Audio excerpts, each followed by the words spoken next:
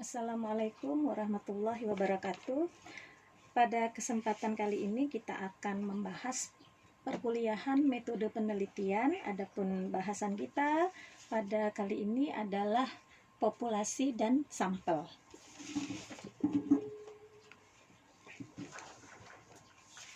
Materi populasi dan sampel yang akan dibahas meliputi 4 sub pembahasan. Yang pertama, definisi populasi. Yang kedua adalah definisi sampel. Kemudian kita lanjutkan pada bagaimana menentukan ukuran atau jumlah sampel, dan akan ditutup dengan menentukan penarikan sampel, ya. Jadi bagaimana teknik-teknik atau cara-cara dalam penarikan sampel.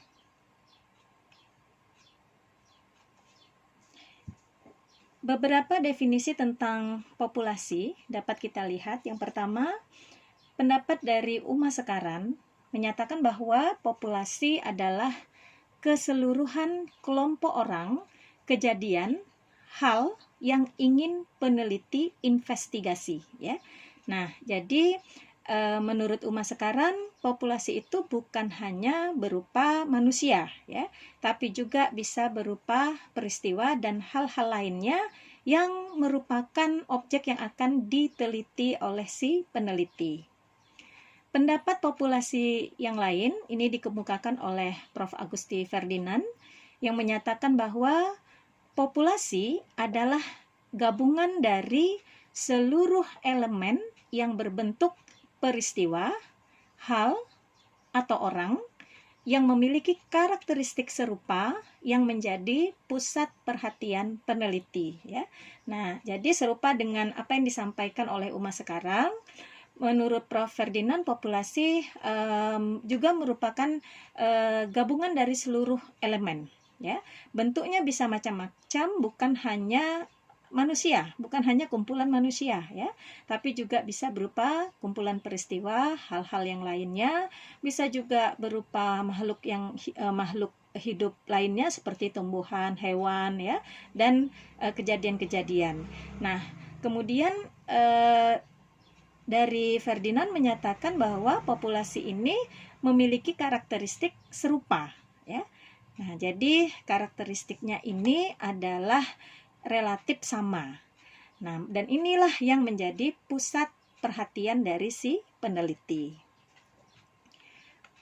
Definisi populasi lainnya kita lihat menurut Prof. Sugiono, populasi adalah wilayah generalisasi yang terdiri dari subjek atau objek yang mempunyai kualitas dan karakteristik tertentu yang ditetapkan oleh peneliti untuk dipelajari dan ditarik kesimpulannya, ya.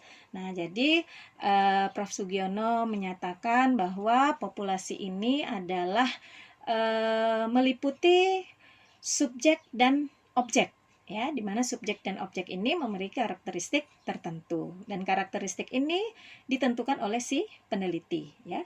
Dan pada akhirnya diharapkan dari mempelajari populasi dapat ditarik satu kesimpulan.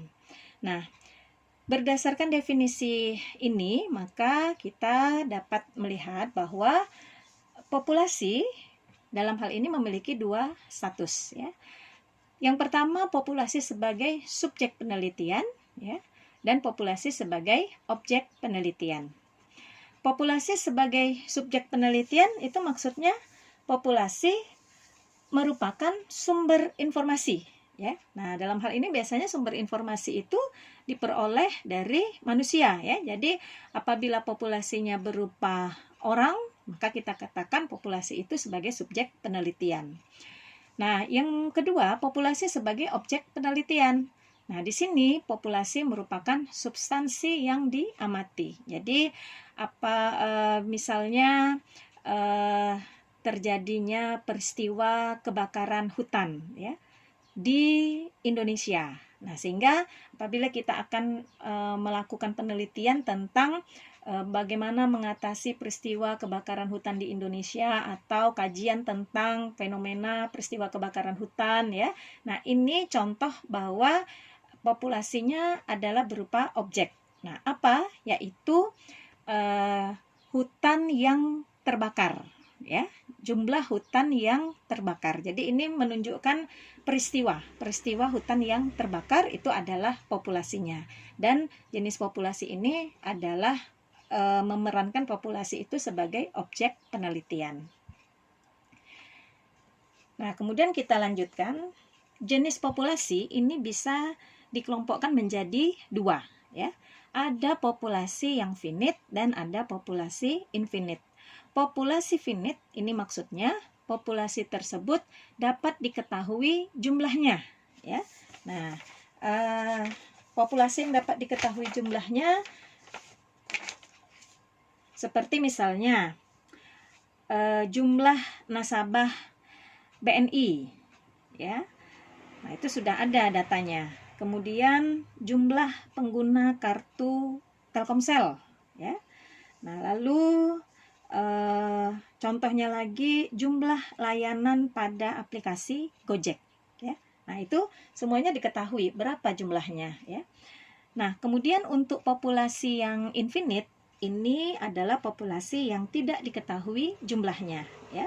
Seperti jumlah konsumen pelanggan HP Samsung.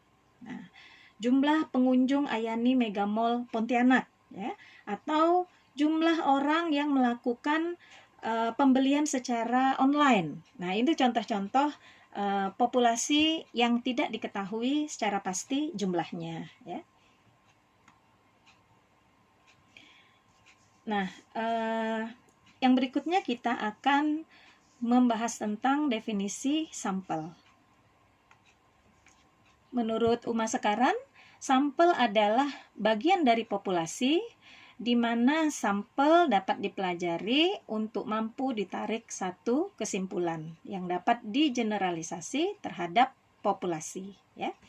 Nah, jadi di sini Uma Sekaran menyatakan bahwa sampel ini merupakan elemen yang merupakan bagian dari populasi, dan dari mempelajari bagian populasi ini kita akan menarik satu simpulan, dan simpulan itu bisa diperuntukkan untuk populasi secara keseluruhan.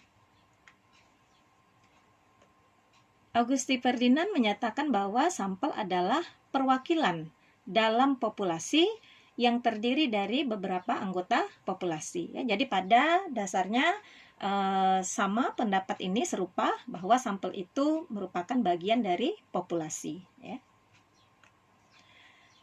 Sugiono juga menyatakan hal yang serupa bahwa sampel adalah bagian dari jumlah dan karakteristik yang dimiliki oleh populasi, ya. Nah, dari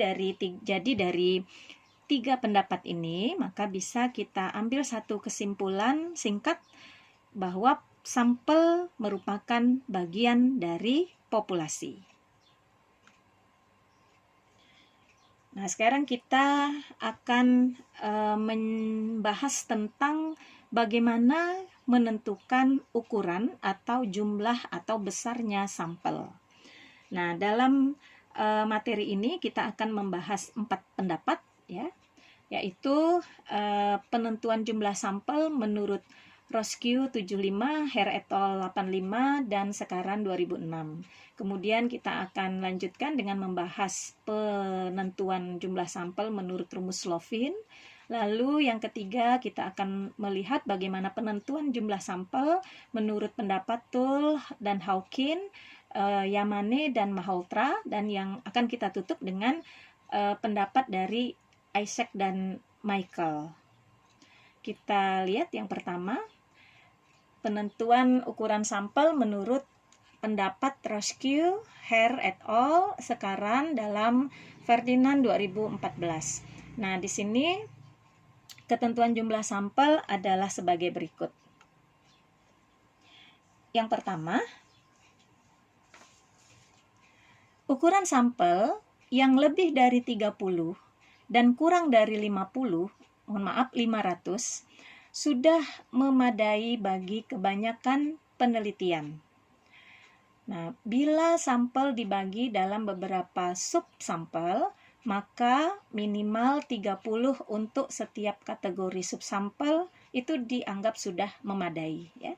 Nah, jadi misalnya kita akan melakukan penelitian dalam beberapa kelompok sampel ya. Misalnya kita ingin meneliti pada kelompok sampel konsumen kartu prabayar Telkomsel dan konsumen kartu pasca bayar Telkomsel ya. Nah, di dua kelompok sampel ini kalau menurut pendapat yang dinyatakan ini, maka untuk setiap kelompok sampel minimal jumlahnya sebanyak 30 ya. Kita lanjutkan, pernyataan yang berikutnya dari pendapat ini adalah dalam penelitian multivariat, besarnya sampel ditentukan sebanyak 25 dikali jumlah variabel independen atau jumlah variabel bebas ya. Nah, maksud penelitian multivariat di sini adalah penelitian yang metode pengolahan variabelnya ini dengan jumlah yang banyak ya. Nah, yang bertujuan untuk mencari pengaruh variabel-variabel tersebut dalam suatu objek. Nah, itu maksud penelitian multivariat. Nah, di sini dikatakan bahwa kalau penelitiannya merupakan penelitian multivariat yang memuat banyak variabel dan ingin mencari hubungan antar variabel, ya, maka penentuan jumlah sampel itu dapat ditentukan dengan mengalihkan jumlah variabel bebas dalam kerangka konseptual model penelitiannya ya dengan angka 25 ya. Jadi misalnya kita punya 3 variabel bebas, maka berapa jumlah sampel? 3 dikali 25. Jadi sebanyak 75 ya. Nah, kita lanjutkan yang berikutnya. Apabila sampel kurang dari 30, tidak dapat diterima untuk analisis yang menggunakan statistik parametrik ya. Nah, jadi maksudnya begini. Statistik parametrik itu kan adalah statistik yang digunakan untuk menganalisis ya data yang sifatnya interval dan rasio yang diambil dari populasi berdistribusi normal ya. Jadi untuk statistik parametrik data ini harus memenuhi asumsi normalitas ya, dan datanya adalah data interval dan data rasio. Nah, pendapat ini menyatakan bahwa untuk penelitian yang menggunakan statistik parametrik, sampel itu tidak boleh kurang dari 30 ya. Nah, kemudian pernyataan berikutnya, penelitian eksperimental dengan perlakuan kontrol eksperimen yang ketat dapat dilakukan dengan sampel yang kecil, antara 10 hingga 20 sampel ya. Nah, jadi penelitian eksperimental itu penelitian yang biasanya dilakukan baik dalam ilmu eksak maupun ilmu sosial juga sudah banyak yang melakukan eksperimen ya. Nah, untuk penelitian eksperimen ini ditentukan bahwa jumlah sampel itu bisa antara 10 hingga 20 sampel ya. Nah, pendapat menentukan ukuran sampel menurut Roscoe, Hare, Sekaran dan dalam buku Ferdinand ini cocok untuk populasi yang jumlahnya tidak dapat diketahui secara pasti ya.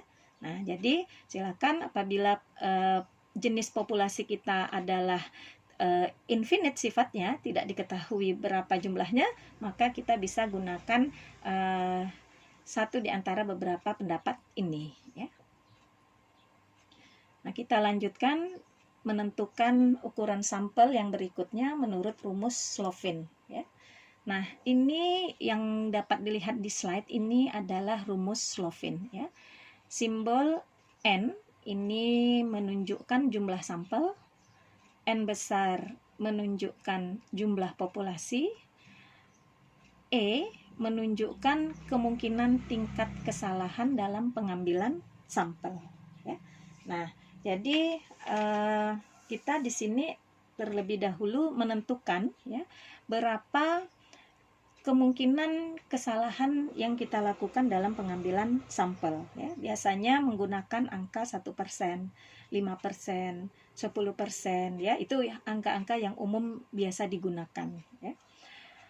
Nah, untuk lebih memahami bagaimana kita menggunakan rumus Slovin dalam menentukan sampel, kita coba dengan contoh berikut. akan dilakukan suatu penelitian yang bertujuan untuk mengetahui pengaruh upah terhadap semangat kerja karyawan PT Maria Teguh. Ya. Nah, di dalam perusahaan tersebut terdapat 130 karyawan dengan tingkat kesalahan pengambilan sampel sebesar 5%. Berapa jumlah sampel minimal yang harus diambil? Ya, jadi silakan angka populasi, kemudian angka tingkat kesalahan pengambilan sampel dimasukkan dalam rumus ini. Ya. Nah, kita lihat jumlah populasi diketahui sebanyak 130, kita masukkan. Kemudian kemungkinan kesalahan pengambilan sampel sebanyak 5%, kita masukkan dalam rumus. Nah, sehingga kemudian kita hitung. Nah, hasilnya adalah jumlah sampel dari populasi sebanyak 130 dengan tingkat kesalahan pengambilan sampel diprediksi adalah 5%, yaitu sebanyak 98,11. Nah, angka ini kita bulatkan menjadi 98 ya, atau 100 juga boleh ya, digenapkan. Nah, demikian cara menentukan ukuran sampel atau jumlah anggota sampel ya dengan menggunakan rumus Slovin. Nah, kita lanjutkan. Oke, sekarang kita coba ya. Tadi kita menggunakan ukuran tingkat kesalahan sebanyak 5%. Nah, sekarang coba kita agak besarkan kemungkinan kesalahan pengambilan sampelnya, yaitu 10%. Ya. Nah, kita masukkan angkanya. Kalau 10%, yang tadi 5%, ya, kita memperoleh jumlah sampel 98. Nah, sekarang kita coba apabila kemungkinan kesalahan itu relatif lebih besar, ya 10%. Nah, bagaimana jumlah sampelnya? Ya, kita masukkan dalam rumus. Nah, ini ternyata hasilnya adalah sebanyak 56,52. Ya, kita pembulatan menjadi 57 responden. Nah, jadi dapat kita lihat bahwa semakin tinggi tingkat kesalahan pengambilan sampel itu akan berdampak kepada apabila kita menentukan tingkat kesalahan pengambilan sampel yang semakin besar, maka akan diperoleh jumlah sampel yang lebih kecil, ya. Nah, ini ya. Jadi E-nya 10%, maka ditemukan jumlah sampelnya adalah 57, ya. Nah, tadi yang E-nya itu 5%, ya, kita temukan angka 98. Jadi semakin rendah tingkat kesalahan pengambilan sampel yang kita tentukan, maka itu akan meningkatkan jumlah sampel kita, ya. Nah, jadi ini bisa sangat logis ya. Jadi apabila semakin banyak jumlah sampel yang kita gunakan, maka kemungkinan kesalahan yang terjadi itu kan akan semakin kecil karena semakin jumlah sampel ini mendekati jumlah populasi, ya. Jadi kemampuan generalisasinya kepada populasi itu akan semakin besar, ya. Baik, kita lanjutkan. Cara penarikan sampel yang berikutnya adalah menurut pendapat Tull dan Hawkins tahun 90, kemudian Yamane tahun 73, Malhotra 93, yang ini terangkum dalam bukunya Prof. Ferdinand 2014.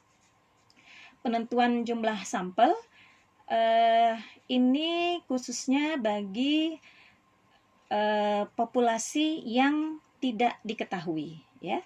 Nah, untuk populasi yang tidak diketahui, kita bisa gunakan rumus ini, ya. N sama dengan Z kuadrat alpha dikali dengan hasil dari pembagian PQ dibagi D kuadrat, ya. Nah, apa maksud simbol-simbol ini? N adalah jumlah sampel, Z maksudnya angka pada Z tabel dengan tingkat signifikansi tersebut, ya. Jadi maksud dari tabel Z ini adalah tabel statistik untuk uji Z, ya. Nah, Jadi tabel Z ini merupakan tabel pembanding untuk mengetahui apakah sebuah nilai berada di bawah area kurva normal atau tidak dengan menggunakan prinsip standarisasi ya. Jadi ini angkanya ada di tabel Z ya. Kemudian D itu menunjukkan kemungkinan tingkat kesalahan pengambilan sampel yang dapat ditolerir. Nah, ini dinyatakan dalam bentuk presentase ya. Jadi di rumus yang sebelumnya tadi tingkat kesalahan pengambilan sampel dirumuskan dengan E ya. Yang Slovin tadi ya. Nah, kemudian untuk pendapat Tulhokin dan kawan-kawan ini pengambilan sampel, kesalahan pengambilan sampel itu disimbolkan dengan huruf D. P, angka P di sini maksudnya adalah populasi yang diharapkan memiliki karakteristik tertentu yang ditentukan oleh peneliti ya. Nah, Q ini maksudnya populasi yang diharapkan tidak memiliki karakteristik tertentu. Nah, untuk lebih jelasnya kita langsung lihat pada contoh berikut.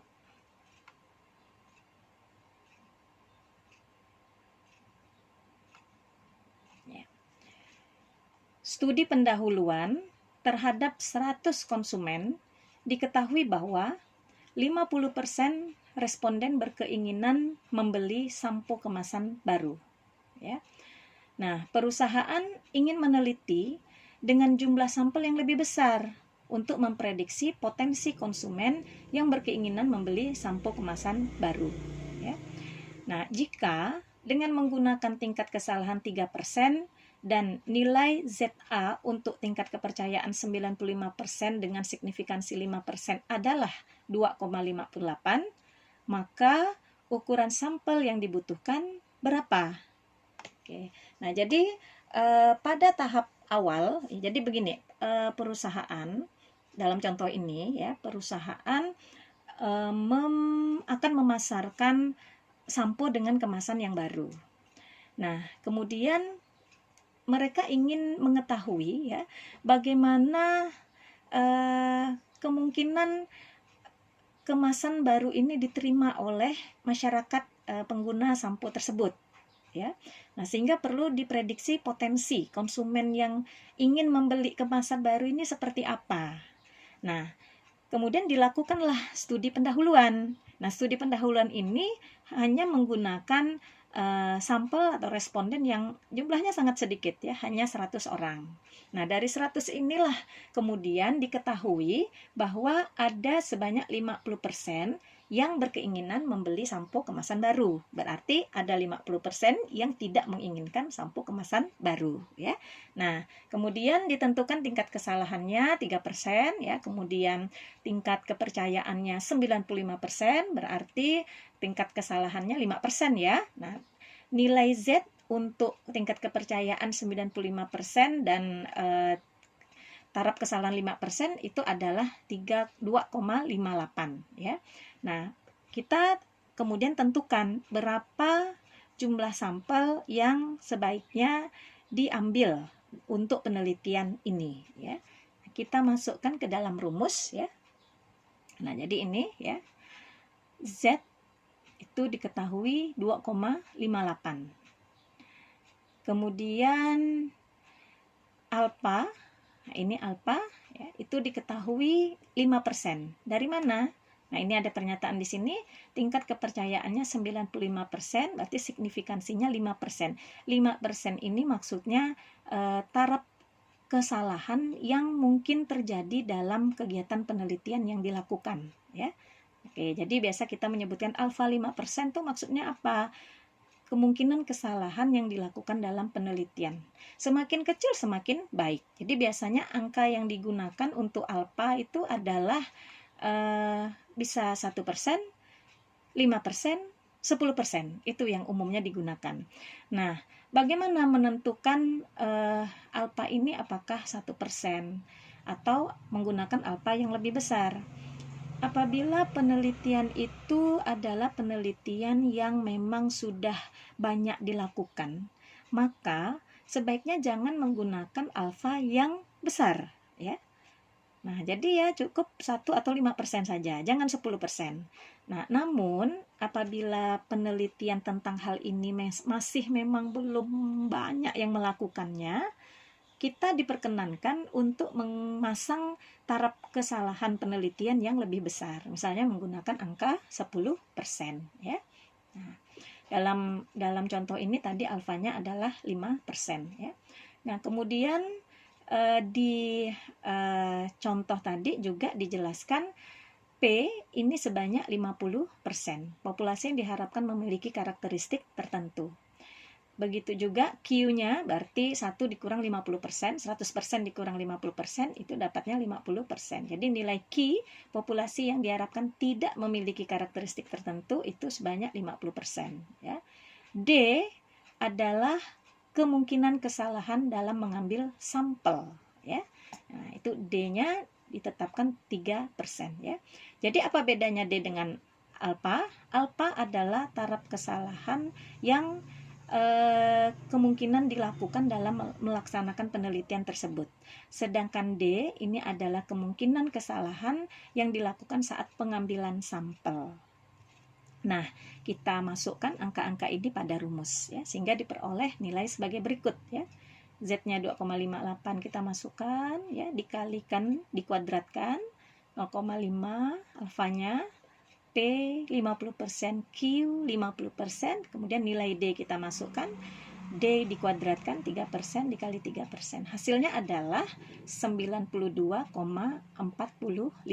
Kita bulatkan menjadi 93. Ya. Jadi sampel yang diperlukan untuk melakukan penelitian melihat potensi konsumen berkeinginan membeli sampo kemasan baru, itu sampelnya kita gunakan sebanyak 93 responden. Ya. Nah, sekarang kita uji coba dengan menaikkan taraf kemungkinan kesalahan, ya, dalam pengambilan sampelnya, ya. Tadi di awal kita gunakan angka 3%, sekarang coba kita perbesar. Kita perbesar misalnya menjadi 7%. Apa yang terjadi? Nah, ini kita perbesar, ya, menjadi 7%. Yang lainnya tetap tidak berubah. Nah, hasilnya adalah jumlah sampel sebanyak 21,89. Ya, kita genapkan menjadi 22. Nah, serupa dengan penggunaan rumus Lovin tadi, ya. Hitungan setelah kita ilustrasikan dengan nilai taraf kesalahan 3% dan 7%, itu menunjukkan bahwa ketika kita semakin naikkan taraf kesalahan pengambilan sampel kita ini, ya, dalam penelitian kita, itu akan berdampak menurunkan jumlah sampel, ya. Ini 22, ya. Nah, yang tadi 3% 93 dapatnya, yang ini, ya. Nah, ini 93. Kalau kita pakai 3% kesalahan pengambilan sampel, maka sampelnya 93. Kemudian taraf kesalahannya itu kita perbesar 7%, maka menurunkan jumlah sampelnya hanya 22 saja, ya. Nah, jadi kembali lagi dapat kita simpulkan bahwa semakin kecil tingkat kesalahan pengambilan sampel, maka itu akan memperbesar jumlah sampel, ya. Nah, semakin besar jumlah sampel, ini tingkat semakin valid, ya. Semakin besar jumlah sampel itu berarti semakin mampu menjelaskan populasi, kondisi populasi secara keseluruhan, ya. Dan tentunya kemampuan untuk mengeneralisir hasil dari penelitian ini juga semakin baik, ya. Oke. Nah, kemudian ini, ya, mendapat tool Hawkins. Sekarang kita lanjutkan.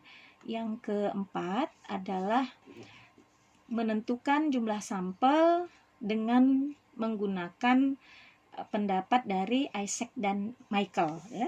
Nah, Isaac dan Michael ini dapat dilihat dari buku metode penelitian, penulisnya Wiratna Sujarweni. Silakan dilihat di halaman 83 hingga 84, ya. Terbitannya tahun 2015. Nah, di tabel ini sudah langsung bisa kita lihat, ya. Jadi misalnya kita punya populasi sebanyak 180, ya. Jumlah populasi adalah 180. Nah, berapa jumlah sampel yang sebaiknya kita ambil. Nah, di sini tergantung pada taraf kesalahan yang ditentukan. Nah, jadi taraf kesalahan tadi simbolnya adalah alfa, ya. Nah, jadi alfanya ini pilihannya ada alfa 1%, 5%, dan 10%. Nah, misalnya kita tentukan, karena penelitian ini adalah penelitian yang sifatnya hanya replikasi saja, sudah banyak dilakukan oleh peneliti-peneliti terdahulu, maka kita tetapkan alfanya 1% misalnya, dibuat kecil saja alfanya. Nah, maka jumlah sampelnya adalah 154. Nih ya. Nah, atau sebaliknya, penelitian kita ini adalah penelitian yang memang masih belum banyak dilakukan oleh peneliti-peneliti terdahulu, sehingga kita memprediksi taraf kesalahan kita itu besar, lebih besar ya, sehingga kita ambil angka 10%. Nah, kalau 10% berapa sampel yang dibutuhkan? Nah, ini pasti lebih kecil ya. Nah, betul kan? 115 ya. Nah, seperti itu kira-kira ya. Nah, di sini dalam tabel dapat dilihat ya, hingga 1 juta ya. Ininya anggota populasi 1 juta ya. Ini masih bisa kita lihat berapa jumlah sampelnya untuk setiap taraf kesalahan, 1%, 5%, dan 10% ya.